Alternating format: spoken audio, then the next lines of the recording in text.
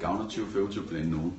Kan det virkelig være rigtigt, at vi skal i offentlige ansatte, når der kommer flere og flere over 80, som flere børn under 6 år? Frisørfyren er et øjeblik et stort samtaleemne i 2025-planen. Men hvordan skal den løses, og hvor skal vi skære hen?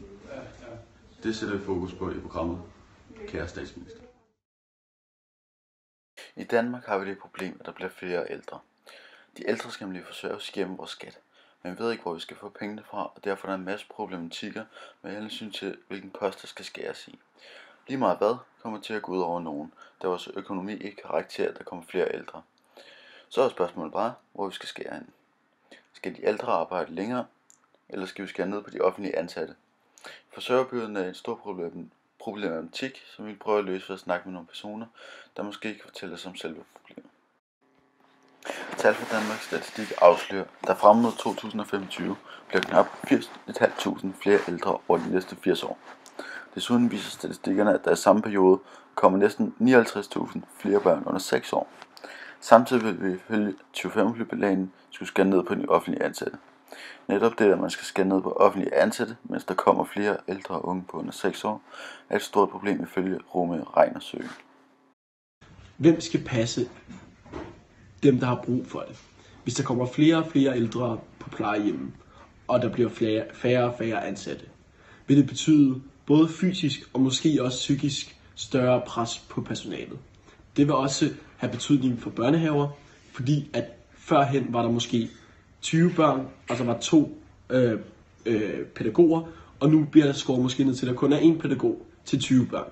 Og det har også, det har også en stor forskel for børnene, fordi der vil være mindre opsyn med dem, og også omsorg. Nogle mener, at det er et problem med 2025-plan i forhold til de færre offentlige ansatte mod stigende antal ældre og unge under 6 år. Hvorfor synes I ikke, at det er et problem? Jamen, vi synes, det hænger rigtig fint sammen i den forstand, at hverken vi eller den tidligere regering har et mål for, hvad det er, der skal være bestemt. Der skal være et bestemt antal offentlige ansatte. Vi ser på, hvordan opgaverne skal løses, og der kan være mange offentlige ansatte, men der kan også være private, og derfor kan man ligesom udlicitere de her opgaver, hvor de private byder ind og løser nogle af opgaverne. Så det giver ikke så meget mening at diskutere, om der skal være et x antal tusind offentlige ansatte. Det giver mening at diskutere, hvad det er for en opgave, der skal løses, og hvordan man får løst den mest kvalificeret og til den billigste penge. Emilie Weinrich arbejder til dagligt på plejehjemmet, hvor hun melder om en særdeles travl hverdag, hvor der ikke altid kan nås alle opgaver. Finansordføreren for Venstre mener, at det ikke er noget stort problem med færre offentlige ansatte. Emilie er bestemt ikke enig. Altså de ældre, der kommer ind her, har som regel brug for at blive taget ekstra godt hånd om.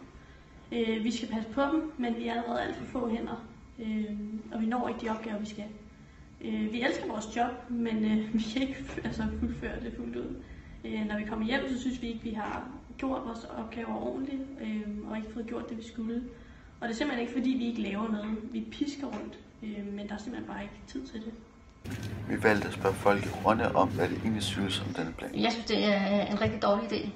Altså, jeg synes, at der er skåret fuldstændig ind til benene og faktisk langt over. Og jeg mener, at hver gang der bliver skåret i den offentlige sektor, så bliver der oprettet job i det private. Det er jo ikke, fordi jobbene ikke er der. De bliver oprettet i det private, og hver gang så stiger prisen.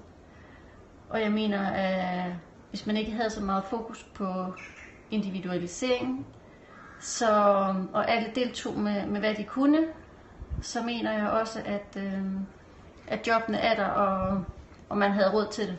Jamen, jeg er jo selv offentlig ansat, så jeg har jo mærket noget til de besparelser, der allerede har været, og jeg ved, at inden for alt, hvad der hedder varme hænder, skoler, børn, unge, handicappede, ældre, der er allerede skåret temmelig kraftigt. Det gælder også hospitaler, det gælder politiet, det gælder forsvar, det gælder offentlig service. Alle steder er allerede skåret temmelig ind til benet, så hvis man vil gøre mere, så kommer det til at gøre rigtig ondt, så det er jeg egentlig ikke særlig begejstret for.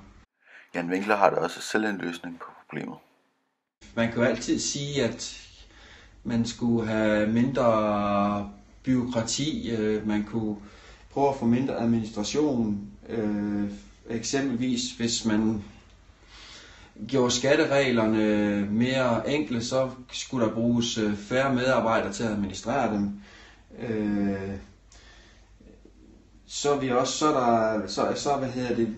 Så er der det der gode gamle ord, der hedder solidaritet. Den mener jeg godt, men vi generelt kan være bedre til. Det er både høj og lav. Vi er det land i verden, der har flest mennesker på offentlig forsørgelse. Så medmindre man mener, at vi er mere syge, end man er i andre lande, så må der være nogen, der udnytter systemet.